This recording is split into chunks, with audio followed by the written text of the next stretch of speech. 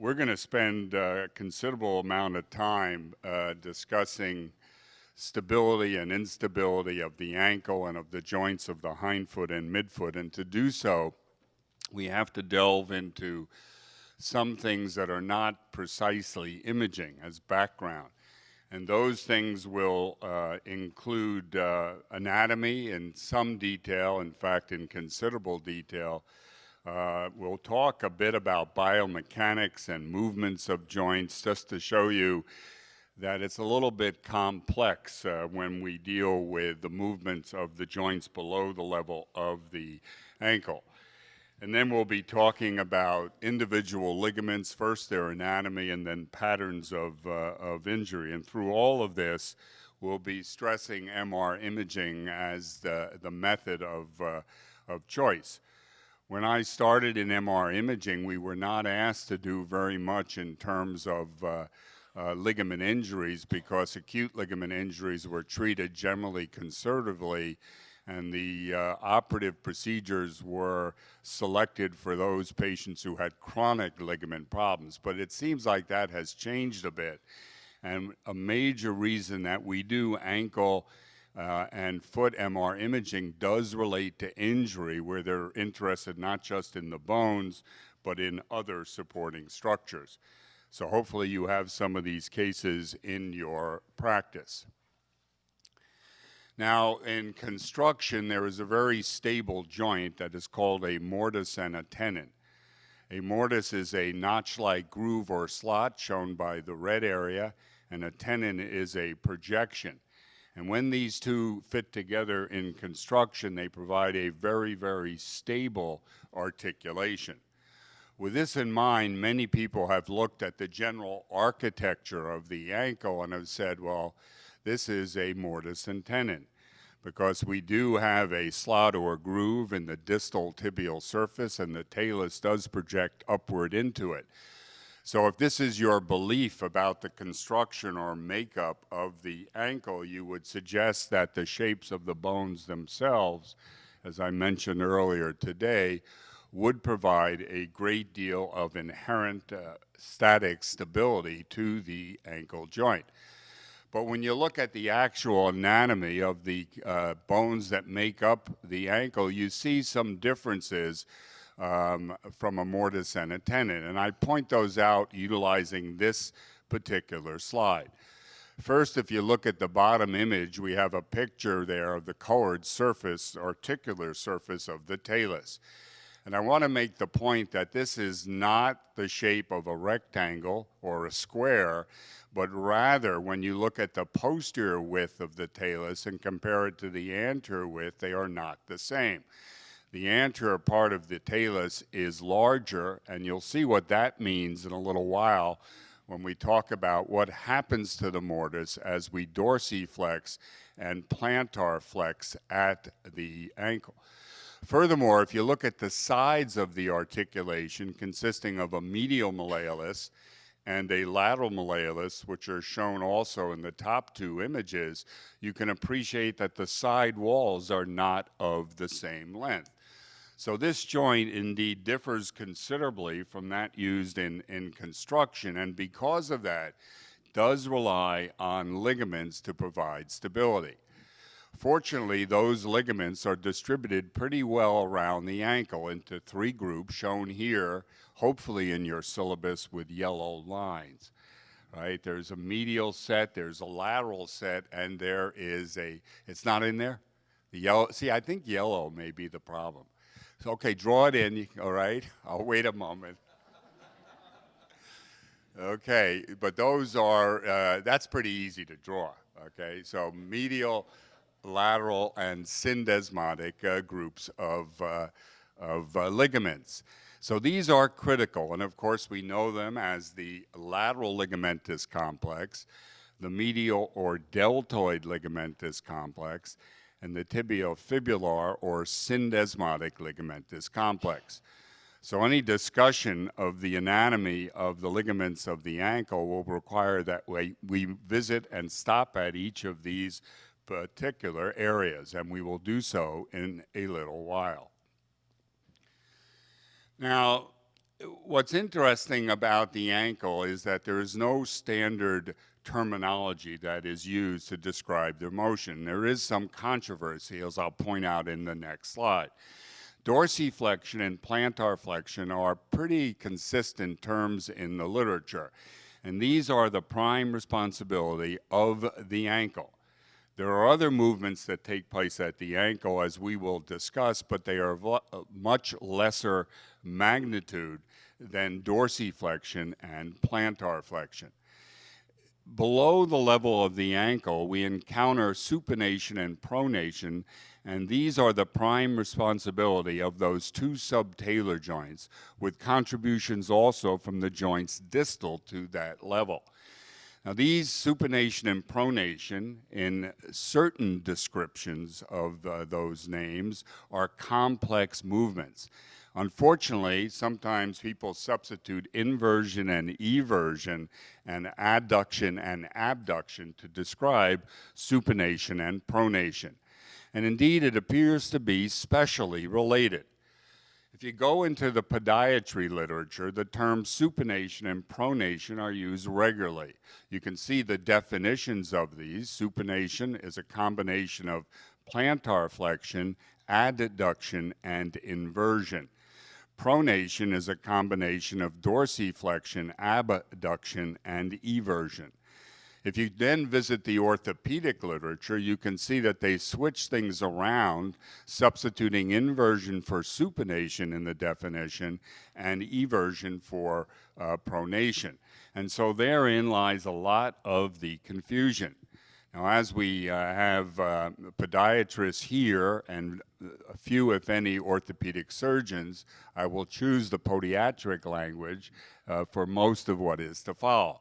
But there is, in fact, a disagreement about these terms. Let's kind of simplify this, beginning at the level of the ankle joint. If we look at the three major axes of movement at the ankle joint, I've labeled the horizontal, medial to lateral, the x-axis. I've labeled y, the axis top to bottom, and z, an anterior to posterior axis. At the ankle, in the x-axis, we would refer to flexion, some people would call it plantar flexion, and extension, some people would call it dorsiflexion. Along the y-axis, the movement that would be encountered would be internal and external rotation. Along the z-axis, the terms that are best are adduction and abduction. Some people would refer to that as inversion and eversion. So these are the movements that we see at the ankle. If we move distal to the ankle and think of all of these joints as a composite and draw again these three axes, the terminology changes a bit. The x-axis remains flexion and extension, the y-axis adduction and abduction, and the z-axis would be the movements of supination and pronation. Now, I'm going to show you in a moment what is the major motions that take place at the ankle and what are the major motions that take place distal to the ankle. To accomplish that task, we'll take this foot in 3 dimensions, kind of, and I position it like this, and what I'm going to do is to put a balloon around it. So this foot is sitting in a balloon. And I'm illustrating 2 of the axes here, the vertical line showing dorsiflexion, plantar flexion, the horizontal line, medial to lateral, showing abduction and adduction. The balloon has been blown up to the size that is the total motion of all of the joints from the ankle and those below the ankle as well. But let's break down those motions. If we look at the movement that takes place at the ankle, it would be shaped something like this. So the major motion that is taking place at the ankle joint is in that vertical axis and would be dorsiflexion and plantar flexion. At the same time, however, there will be motion that does take place in the abduction and adduction axis as well, so you can appreciate that. That's the blue here, okay, that we're seeing, and the green that we're seeing here. The blue is the ankle, the green is below the ankle. So as you look at these two shapes, the amount of motion taking place at the ankle, the blue is greater in the longitudinal axis, and the amount of motion taking place at the midfoot is greater in the axis of abduction and adduction. If you put these together, the blue and the green, and I hope they show up in your syllabus, you will end up with something like the size of this balloon. So a lot of flexion and extension at the ankle, and a lot of abduction and adduction below the ankle. Well, since the dominant motion that takes place at the ankle is dorsiflexion and plantar flexion, let's look a little more at these movements. We're looking from the lateral side, seeing fibula, tibia, and talus. The axis of dorsiflexion, shown here is that blue tube, extends upward and forward from a lateral to a medial direction, so it's not perfectly horizontal. The axis of plantar flexion, which is shown as the green tube, is in the opposite direction. So right away we can see this is not simple dorsiflexion and plantar flexion on a horizontal axis. Now you may ask, why is it so complicated, this dorsiflexion and plantar? And this is explained because of the contours of the talus. Taken from the literature, these two pictures, I'll use those to show the lateral contour of the talus, and here we show the medial contour of the talus. Let's look at these two contours in slightly greater detail. If you look at the contour of the lateral surface of the trochlea, it is the arc of a true circle. This line has been drawn tangent to that articular surface, and you can see that is the circular line pretty much follows the course of the lateral aspect of the talus. The center of this circle governs both plantar flexion and dorsiflexion at the ankle. So on the lateral side, things are pretty simple. Let's do now the same process on the medial side. The anterior portion of the medial trochlear contour is the arc of a smaller circle. I've drawn it there and put a blue dot in the center of that circle. This is the circle on the medial side that governs dorsiflexion of the ankle. But there is a posterior part, which is the arc of a larger circle drawn, unfortunately, in yellow, with a center marked here. This is the part of the medial side that governs plantar flexion. And it's because of this and this surface on the medial side that is not a perfect sphere or circle, we end up with two circles to explain the movement that takes place on the medial side. With dorsiflexion, as shown here, the fibula and talus externally rotate. Now remember, on that first slide I showed you, the widest portion of the talus is anterior. So when you dorsiflex the ankle, this joint has to accommodate a larger talar surface, has to fit in the anterior surface. And because of that, the only way this is accomplished is by opening up the anterior aspect of the syndesmotic space. So when we dorsiflex our ankle, normally the fibula and the talus externally rotate a bit, and this allows the anterior larger part of the talus to get into the ankle joint. This is the most stable position of the ankle. It is the dorsiflex because in this position it is a very congruent joint surface. For example, in running, in the sprints, this is the start, and it is a dorsiflex position of the ankle joint. Now let's add to our diagram some of the ligaments that we introduced briefly before, and I'm showing you the three lateral ligaments, although we haven't discussed them in detail: the anterior talofibular ligament, the posterior talofibular ligament, and the calcaneofibular. These are obliquely oriented. This is more vertical. We'll talk about them shortly. I show you two of the syndesmotic ligaments above the level of the ankle, the anterior tib-fib ligament and the posterior tib-fib ligament. With dorsiflexion, the anterior talofibular ligament will in fact relax and be more horizontal, but the calcaneofibular ligament, and to a lesser extent, the posterior talofibular ligament, become tight and more vertical, like this. So in the dorsiflex position, you can see we've changed the orientation of these ligaments, and now the vertical and tight ligament is the calcaneofibular ligament. Hence, the major stabilizer on the lateral side of the ankle in a position of dorsiflexion of the ankle is the calcaneofibular ligament. If you were an orthopedic surgeon and you wanted to test that particular ligament, you would dorsiflex the ankle, apply a varus stress to the ankle, and you've pretty much isolated the calcaneofibular ligament, all right? Does that sound like a test maybe you've seen? Because certainly they do stress testing of the ankle. They get radiographs. Typically, they don't do that in dorsiflexion. They do that in neutral and in plantar flexion, and hence those are not effective positions for evaluating the calcaneofibular ligament. Once you start plantar flexing, that it won't be a major stabilizer. So let's look at that. With plantar flexion, the opposite occurs. The narrower posterior aspect of the talus enters the ankle joint. This requires less room.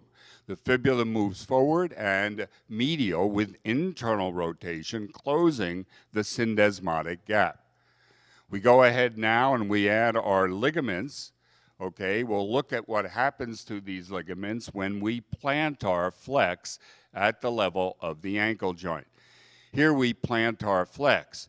The ligament that becomes tight in this particular position is the anterior talofibular ligament. So the main stabilizer with plantar flexion of the ankle on the lateral aspect is the anterior talofibular ligament.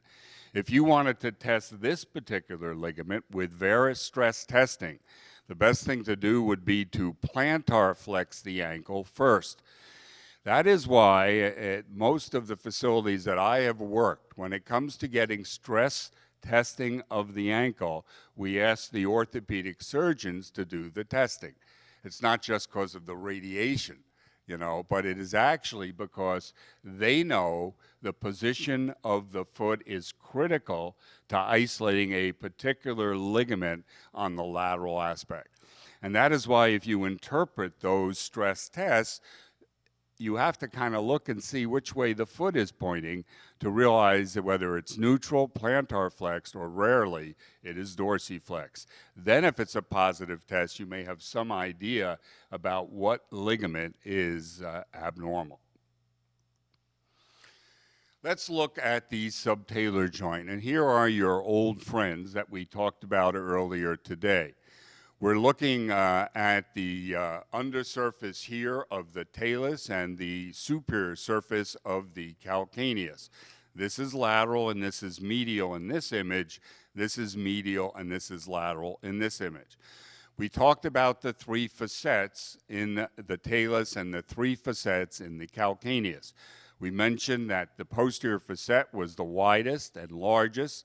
The middle facet was located here, mainly a medial structure, and then an anterior facet, somewhat variable, occasionally absent, sometimes continuous with the middle facet, and sometimes separated from it. And here are the corresponding facets on the superior surface of the calcaneus. The posterior facet, the middle facet, the sustentaculum tali, and the anterior facet. Once again, to remind you, these two facets and these two facets make up the anterior subtalar joint. This facet and this facet make up the posterior subtalar joint. Here I show you what those facets look like from a lateral perspective on your left and from a medial perspective on your right. So we have these 6 facets, and they occupy 2 joints that we introduced before. The posterior subtalar joint, which is shown in yellow, and the talocalcaneonavicular joint, which is shown in green. And I indicated that in a normal situation, these two joints do not communicate. They are separated by ligaments within the tarsal sinus and tarsal canal. Now let's look at the posterior subtalar joint, which is a major player in terms of movements in the ankle and foot. This is a joining of a convex male surface provided by the calcaneus, shown on the bottom, this area, and a concave female surface provided by the posterior facet of the talus, shown at the top. So how complex could movement possibly be if we think of this maybe a little bit like the hip? We have a male surface articulating with a female surface. Well, it's made complex because the orientation of this male-female surfaces is actually in a obliquely oriented plane. Okay, it's posteromedial to anterolateral. So it's not straight anteroposterior, and it's not straight medial and lateral, but it is obliquely oriented. And because of the oblique orientation of these posterior facets, we run into complex movements that take place at the posterior subtalar joint. Let me explain it in another way. If the posterior facets were oriented like this, in a straight medial lateral plane, the resulting movement that would take place at the posterior subtalar joint would be pure plantar flexion and dorsiflexion. I think you can see exactly how that would work, but they're not oriented like this. If the posterior facets were oriented in a true anteroposterior plane, the resulting motion would be called by podiatrists supination and pronation. But because these facets are oriented in an oblique plane, the resulting motion is extremely complex, a combination of supination plantar flexion and pronation dorsiflexion. So that is why it becomes very difficult in trying to analyze the movements that take place in the posterior subtalar joint. It is a sliding, rolling, and spinning motion, and here's giving you an example of what it looks like in real life. So this is the kind of motion that takes place at the posterior subtalar joint. We move on to another joint, and this is the joint I mentioned earlier this morning. This is Chopard's joint, called the transverse tarsal joint, and a single joint it is not. It has three components. The first of these, indeed, is that anterior subtalar joint, the talocalcaneonavicular joint, which is shown in green in these drawings now. The second joint is a separate articulation, although it looks like they kind of join together when you look at it on an X-ray. This is the calcaneocuboid joint. This is a separate synovial articulation between the calcaneus and cuboid, and it is shown in orange. The third component of the Chopard joint is a syndesmotic joint, mainly ligamentous, that exists between the cuboid and the navicular. It is shown as the blue stripe or curved blue line in this drawing. So when we talk about the Chopard joint, we are talking about three particular regions, all right? And even though, again, on a radiograph it may not look like this, this is what it consists of. Now, just in brief, I would tell you if you were to evaluate the motion that takes place at this particular Chopard joint, you would see that it too is extremely complex. The motion takes place along two axes. I've labeled them there for you. A longitudinal axis labeled number 1, resulting in pronation and supination, and an oblique axis labeled number 2, which results in a combination of multiple motions. So this is the motion that takes place at the Chopard joint. When you look at this, often it appears to be a pivot motion. And it's of interest that when we look at injuries that take place centered at the show part joint, it is often this sort of pivoting of the distal bones with respect to the more proximal bones. So it's a swivel type of motion, and indeed this injury is often called a swivel injury of the midfoot. What we have to do when we walk and bounce around every day is to integrate the movements that take place in all of these joints and to try to analyze them as best we can using our imaging studies. As we move around, we have a foot plate or lamina pedis, which is the plantar aponeurosis. You all know it runs from the calcaneus to the forefoot as shown here. This is a critical structure and provides a lot of support to the ankle. People have tried to figure out exactly the mechanism that explains this foot plate or plantar aponeurosis. And some have likened it to a windlass, which we talked about at one of our readouts last week. And this is something that is used for moving heavy weight by wrapping a cable or rope, as shown here, around a cylinder. And you swing the handle in this fashion. It operates on a drum and it lifts or lowers this particular weight. This is called a windlass mechanism. Well, if you go ahead and look at a windlass mechanism and try to show what it would look like in the foot, this is the compressive force applied to the foot. It is then separated into tensile and compressive forces along these axes, with the metatarsal phalangeal joint serving as the drum, the handle being the first metatarsal. If in fact the tie beam or the plantar aponeurosis were defective, indeed you remove it, you would get collapse of the foot. When you dorsiflex the toe, as I had some of the fellows do last week in our readout session, you will tighten that plantar aponeurosis. You all can do it where you're sitting. You can feel that happening. So that would be like a windlass mechanism. Hence, the dorsiflexion winds the plantar aponeurosis about that first metatarsal head. It decreases the length of the foot and increases the height, hence a pes cavus. Now, others say, you know, it isn't a windlass, it is a truss mechanism. I had to read about this because I wasn't sure what this truss mechanism was. And this is a structure containing one or more triangles, and it's used in the construction of buildings and of bridges. So this sort of thing here. It takes a compressive force and does the same. It converts it into both a compressive and tensile force supported by the plantar aponeurosis.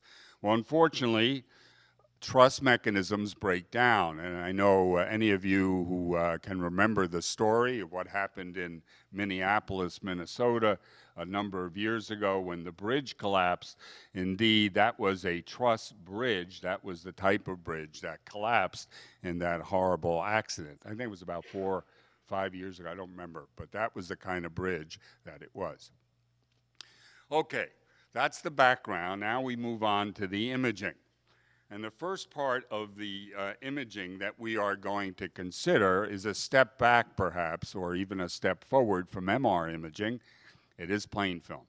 So let's just discuss briefly the plain film analysis of the traumatized ankle. The ankle series that is employed for trauma consists of 3 or 4 imaging planes. And indeed, the 3 of the 4 are shown here. I'm not showing you the position of the lateral radiograph, or the position of the foot for the lateral radiograph.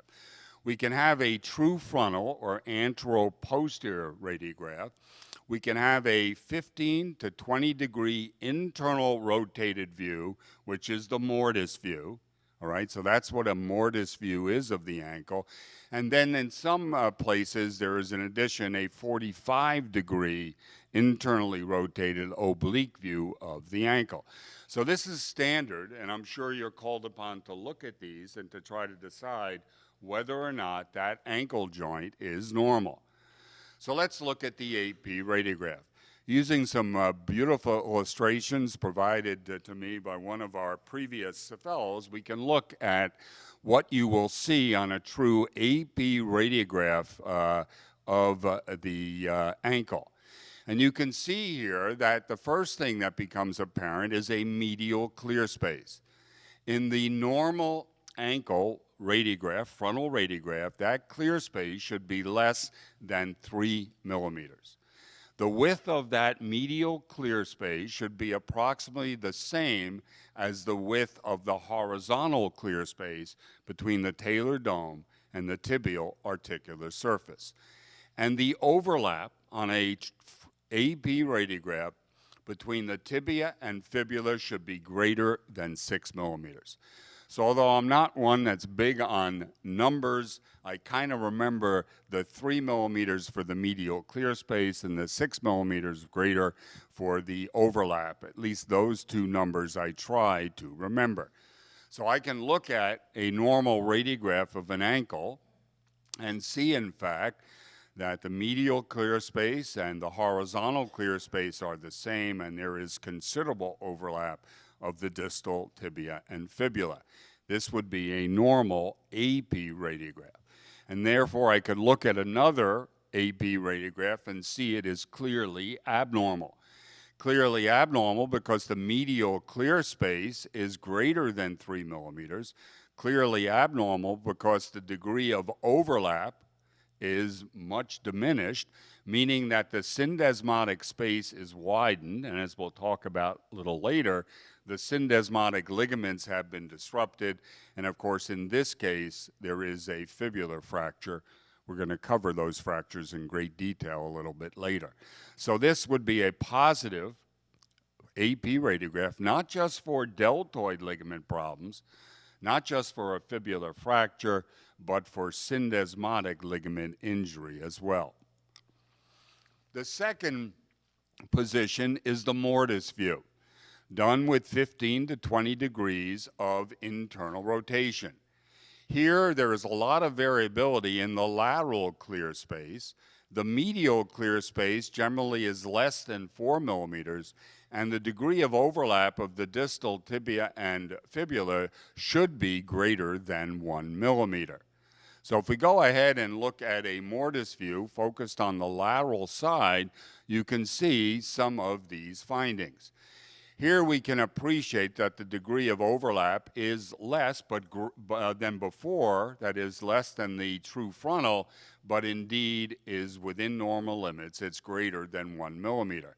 The lateral clear space, variable, but looks pretty wide here. Because we're in a mortise view, there is typically a radiolucency projected over the distal fibula, related to that fossa that I talked about earlier today. That is normal on a mortise view. It is not normal on an AP radiograph of the ankle. And there is one other line that people use between a dense linear shadow back here, representing in part the posterior malleolus and the fibula, is a tibiofibular clear space that should be less than 6 millimeters. These are the important measurements on a mortise view. Here, a positive mortise view. You can see widening of that medial clear space, virtually no overlap of the distal tibia and fibula, and a suprasyndesmotic fracture of the fibula. So once again, deltoid ligament problem, fibular fracture, but you should also be able to observe that the syndesmotic ligaments must be torn. So these are the measurements. There are another one called the talocrural angle. That is not one that I even look at very often, but you draw one line tangent to the tip of the malleoli, another one to the top of the talus. You get an angle. You can see what they should be on the two views. So at least have some idea why we get these views and what measurements are considered normal.